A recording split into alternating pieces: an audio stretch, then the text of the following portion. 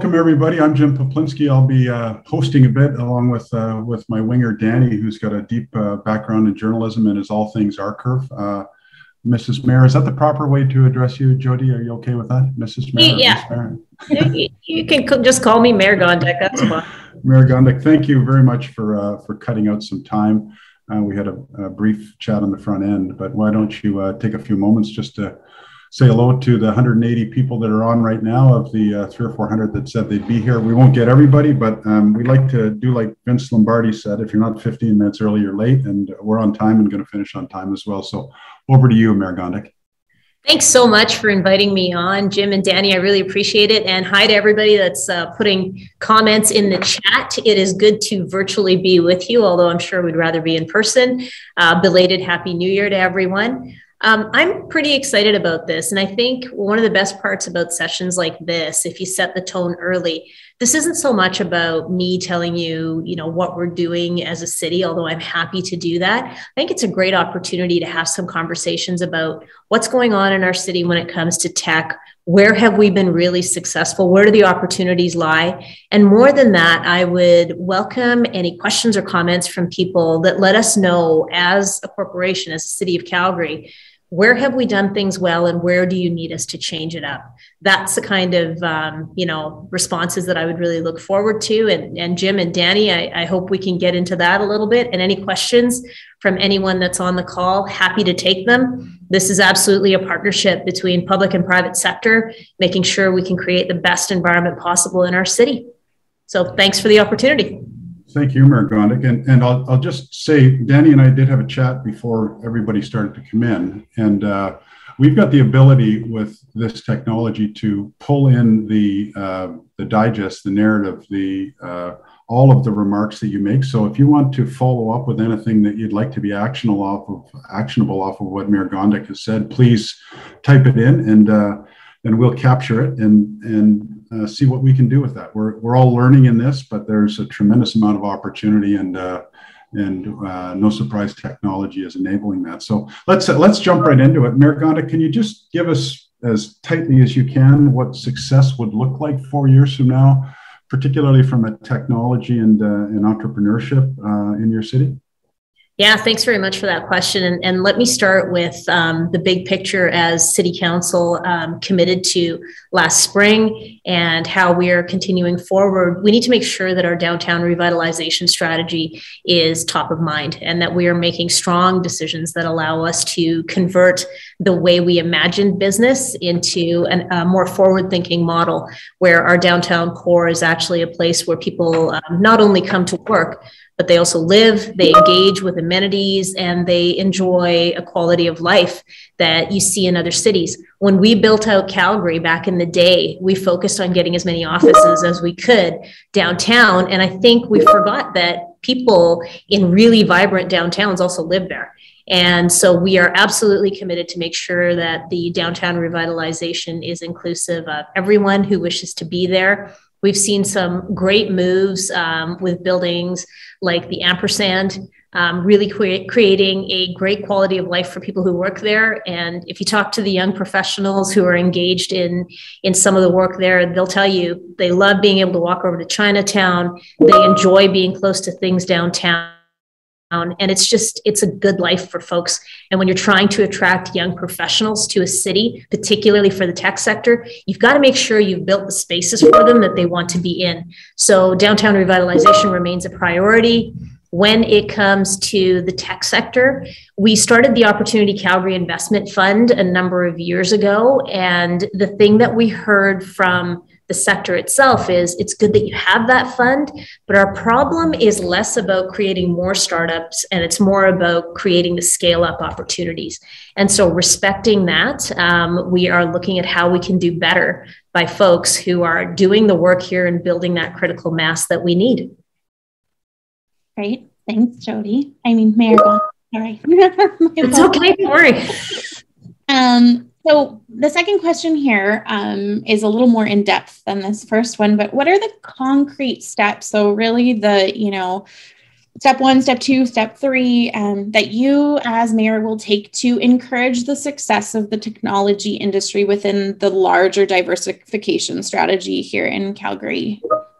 It's a really good question. And I would say there's no way we can do that as a government without partnering with the sector and without partnering with the good folks at Calgary Economic Development who have a very clear eye on what we need to do to attract tech talent. I was really encouraged to see that Waterloo Economic Development actually did some research into emerging tech clusters, and they're reporting that Calgary is actually top 5 in North America. So with that kind of encouragement, I can go to council and administration and say, you know, we've done some good work. We need to do more. We can figure out where we might need to invest some dollars. But I think it's also important to listen to people like Terry Rock at Platform, who is saying that we should get up to 3,000 tech firms in Calgary in the next 10 years, and that would give us 30,000 jobs. Currently, we're at 1,700 roughly, so we've got a bit of room to grow. It's also encouraging to see that investments in things like clean tech are paying off.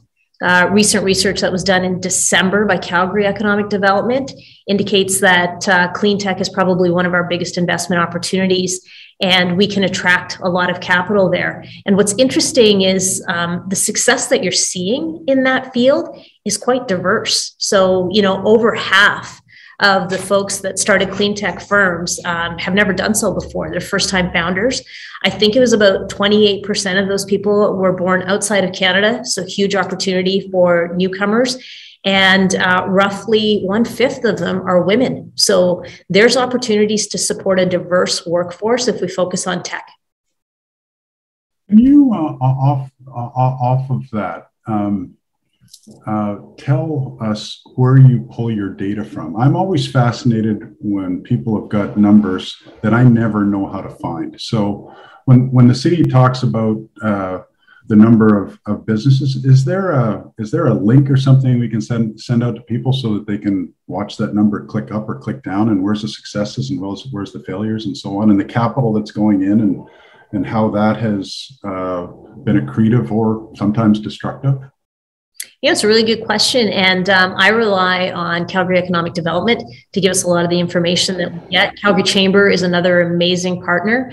We've got an internal research team that does the same. And what I'm going to do is go away from this conversation and figure out the best way to give your followers that one-click opportunity to see what's going on. That'd be great. Yeah, I'm also kind of a massive nerd, so I like to dig around and find information. The information that I found about women, not only in the tech sector, but women-led organizations, comes from the 51, which is a local financial feminist organization. So they tap into other research sources. So happy to share with you where people can go. Beautiful. Right on. I'm going to jump in here. Sorry, Jim. I'm going to jump in here because we had an audience question that came into the email, and I'm going to kind of throw us off a little bit of our schedule, but just because it's you know, a really good time to ask this question. And we had quite a few folks who I think are in the audience now ask kind of specifically what you will do as mayor to support women in the technology industry. And as a woman in the technology industry, I am, you know, invested in this answer as well. Yeah, I mean, first off, I've always found it to be the most successful path forward when you're trying to build support for something, to provide the data and the evidence that people want to see. And like I said, I've spoken to the folks at the 51 and I've read their research. And what we are finding is that women-led enterprises comprise about 30% of new tech startups. But they're only able to access about 3% of the available capital. So we really need to put a spotlight on women-led enterprises. They're outperforming their male counterparts by about 60%. So it's not a dig on men at all. I think what this is saying is that we've got a new perspective and a new voice in the tech space. So let's make sure we're listening to it and getting as much opportunity as we can. I can tell you when Plug and Play was here, had a good conversation with them. Their first 2 conversations were with women-led enterprises. So we just need to keep talking about the fact that women are in this space. They're incredibly successful and they need more support with capital. Wonderful. Thanks, Mayor Gondek. Jim, back to you. Sorry to interrupt there. I just thought it was important to insert that question. Like I said, it's one that I'm personally invested in as well. What specific role do you see the city involved in springboarding, if any, entrepreneurs? How do you see that playing out? You know what, Jim? I think it's twofold. First off, it's the responsibility of the local government to provide the kind of spaces and places that people want to engage with. So whether it's inviting people to our city from a tourism perspective, or it's actually inviting people to set up shop here, we need to ensure that we have created a business environment where people want to be. A lot of times we will talk about taxation and incentives, and that's really important for the person that's setting up the business. At the same time, for their employees, it's important to have a city that's affordable for themselves and their family. You have to have ample opportunity for recreation and education, because that's how families and young professionals thrive. So it's really about creating the type of environment that makes people want to be proud to call Calgary their home. And we have done a really good job of that over the years while the economy was wildly successful. I think we found ourselves doing a bit of soul searching as things started going into a bit of a decline. But once again, I can tell you, when I speak with some of the young professionals that are doing things like the carbon removal accelerator that Avatar Innovation has going right now, they'll tell you that they're happy to call Calgary home. They're happy to be here because the work they're doing is meaningful. So it's important for us to provide those spaces and places. But I think the other thing that we need to do is ensure that we're engaging with the sector so we understand where your issues lie. And if it's a problem that we can solve locally, we will do that. And the biggest strength we have is being an advocate by your side in requesting the funding that's available both provincially and federally. And I have had really good engaging conversations with ministers at our provincial and federal level, asking them to consider Calgary as an investment opportunity because of the good work we're doing. Thank you. Thank you. All right, so that leaves us with some time for some audience questions. There has been quite a few of them. I will say that we likely won't get to them all in this half an hour session, but as we've mentioned a couple times, we will make sure Mayor Gondek sees all of your questions, and we will pick through them and see if there's something that we can do in terms of another session to get some of these questions answered in the future. Mr. Poplinski, are there any questions that you can see that you would like to ask from the audience? I'm just kind of sorting through them right now. Oh, Mayor, go ahead, Mayor. I'm going to put my real hand up. I see a somewhat provocative question. I think it's one that's on a lot of people's minds. Would you mind if I just take it? Please do. Thank you. There's a question about the climate declaration, and it's quotes, does City Council have radical views? I am going to respond to that one because it's one that we get quite commonly. The intention behind calling a climate declaration early on as a council was to ensure that Calgary is taken seriously by investors who wish to bring their capital to various companies and various cities. Without that declaration and being very clear that we understand there is indeed a climate crisis, we're not going to get taken seriously. And I have to tell you as well, it was encouraging for our oil and gas sector and our energy firms in the city to see a local government actually step up and make the same commitments that they've already made. So when we had our energy leaders breakfast, we made it quite clear as a council, we're simply trying to demonstrate that we're trying to keep up with you. So the commitments that were made to pathways to net zero from the oil sands and all of the good work around sustainability and energy transformation that's been done by major oil and gas firms, not just here, but globally, we're just trying to keep up with those commitments. So that's why the climate declaration was important.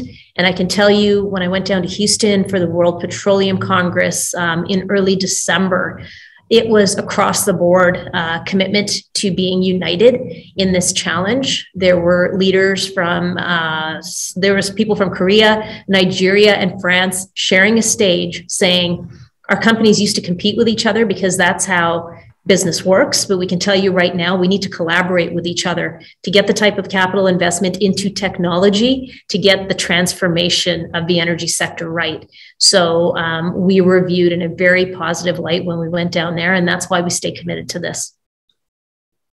Well, that's one that we're not going to fix today, but you can see just by looking on the panel, there's certainly I'm going to say contrary views to that, and I don't know how you figured it out, but I appreciate you taking a crack at it. What other questions do you see, Mayor Gondek, along the side that you'd like to grab? There's a couple of people asking, how do we talk about technology so it can be applied across sectors? I think that's an excellent point. A lot of times people talk about tech as a sector in and of itself. I think it's really important to talk about tech as a catalyst and tech as table stakes. So, if you look at the field of, medicine, as an example, the ability to digitize a lot of methodologies allows us to take things out of the lab and into a virtual environment. We can see that agribusiness has benefited greatly from technology and energy transformation. Honestly, the work that the tech sector is doing in enabling us to become more sustainable needs to be highlighted. So I totally agree with everyone who's posting that tech is more than a sector. Tech is an enabler and it's a catalyst, and that's the message we need to get across.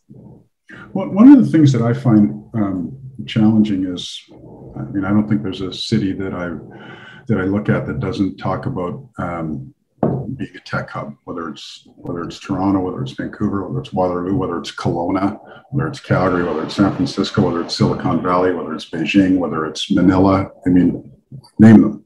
And so, and when I look at different studies, I do come back to the figures lie and liars figure view that you can find the statistics that you want to support your case. Can you think of a couple of things that I know what they would be from my perspective, but from your perspective, would be either differentiates Calgary or makes it better than the people who are claiming exactly the same thing that we are? A couple of thoughts here. I had a meeting with Mr. Shandro last week, and his portfolio involves labor and immigration. And we had some good conversations. I was able to share with him the results of that clean tech study. And he and I are both very interested in making sure that we're delivering the message that Calgary is an amazing immigrant receiving city, and that we are absolutely committed to making sure that new Canadians and new Calgarians can make a great life here. And that is something that we can accomplish by encouraging people to be successful in the field of their choice. So a lot of times you see high immigrant receiving areas where newcomers are actually forced into positions that don't recognize their qualifications. And I can tell you that both Mr. Shandro and myself and, federal government is interested in making sure that we are allowing people to practice that they are qualified to do. So, for Calgary to be spotlighted as an immigrant-friendly city is a big deal, because our ability to grow our population naturally is somewhat limited. It has been in Canada for a long time. So sending the message that we are diverse and welcoming and accepting is quite big.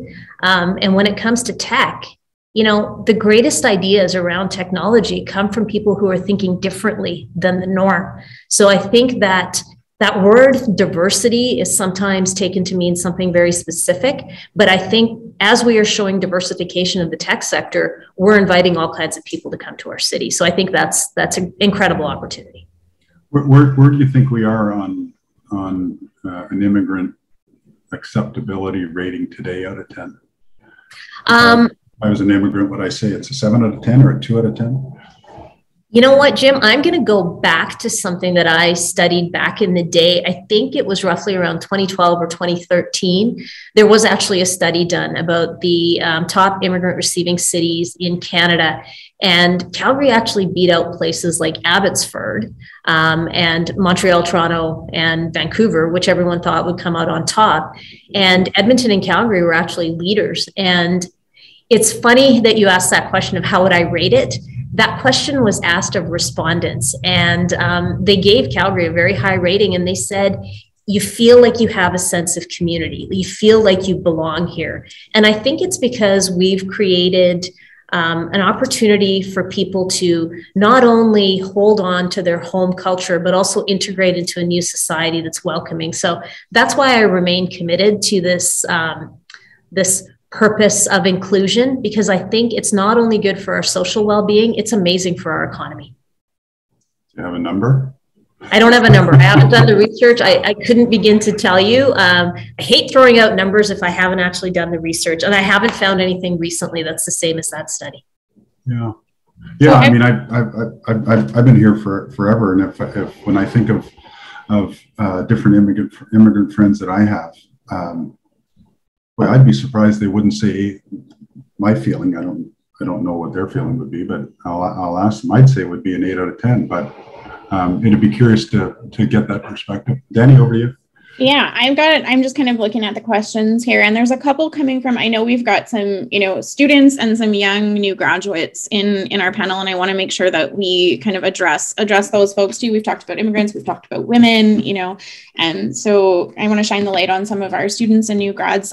What are you as mayor, and what is the city doing to support new graduates in the tech sector, encourage graduates from other provinces and other, maybe the States and other places in the world to come to Calgary and make it an attractive place to work and work in tech and live their lives?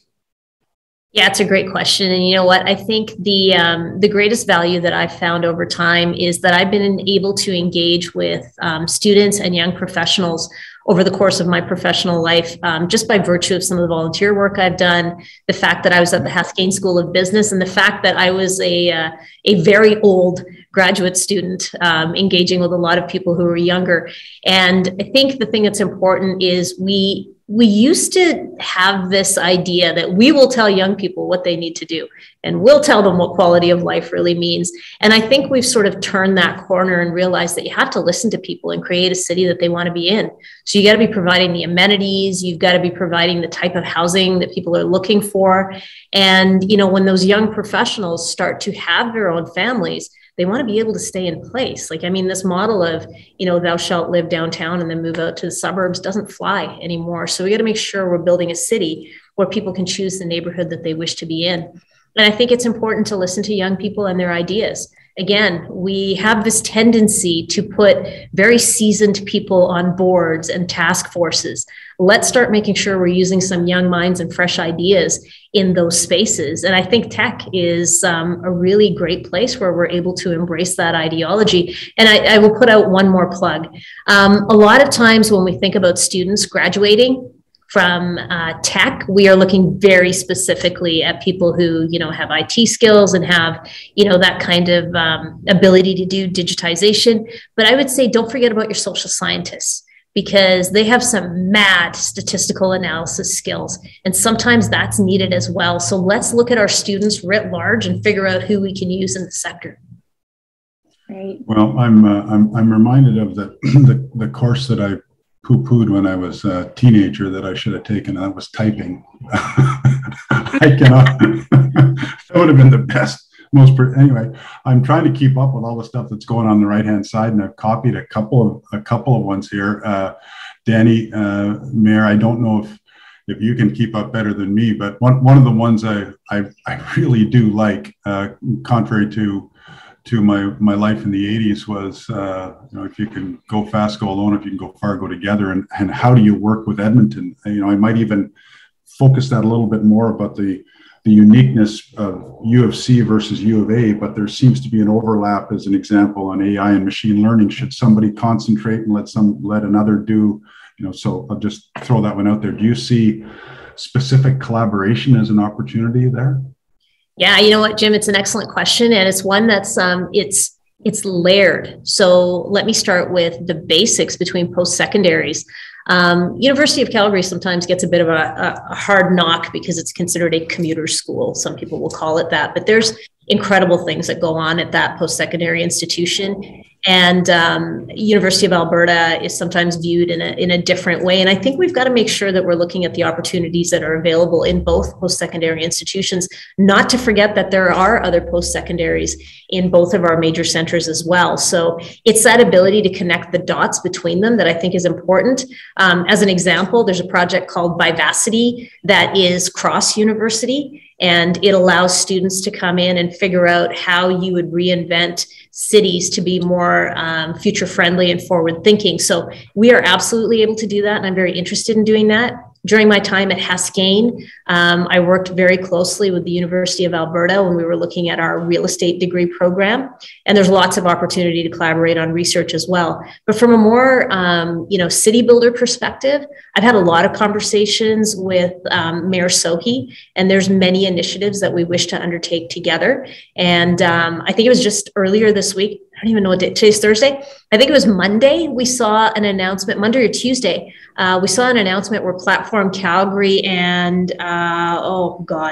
Innovate Edmonton created a new opportunity called Alberta Catalyst, I think it is. I may be getting all the words wrong, but when those two organizations are working together, there's no reason that our local government shouldn't be as well. And the other advantage we have by building strong civic relationships is Edmonton is the seat of the provincial government. So they sometimes have the ability to get their ear a little bit quicker than we can. So absolutely willing to work in partnership with that city and its institutions.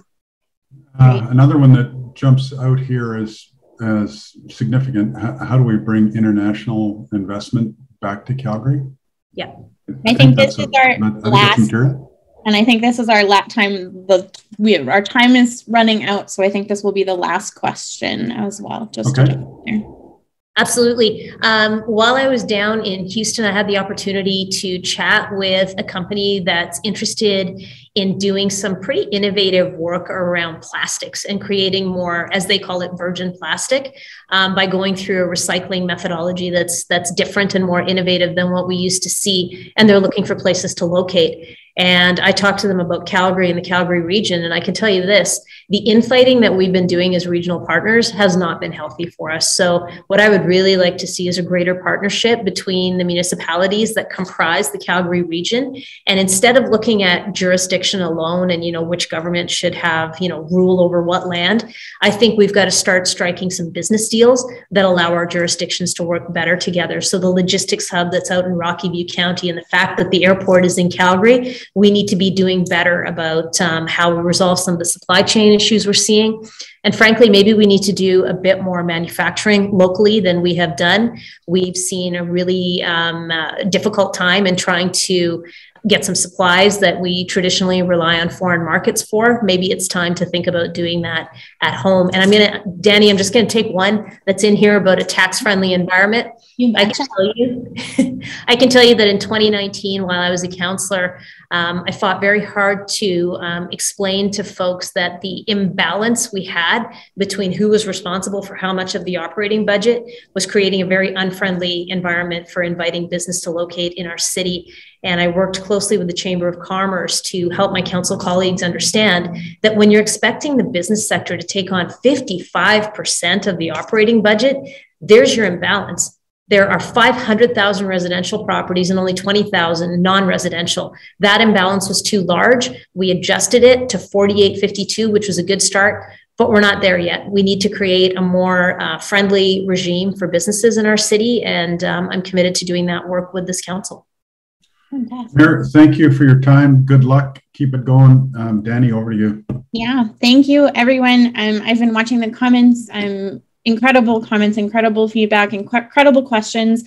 As we've mentioned a few times, we will take these questions and fire them over to Mayor Gondek so she can continue to kind of join the conversation with our tech community.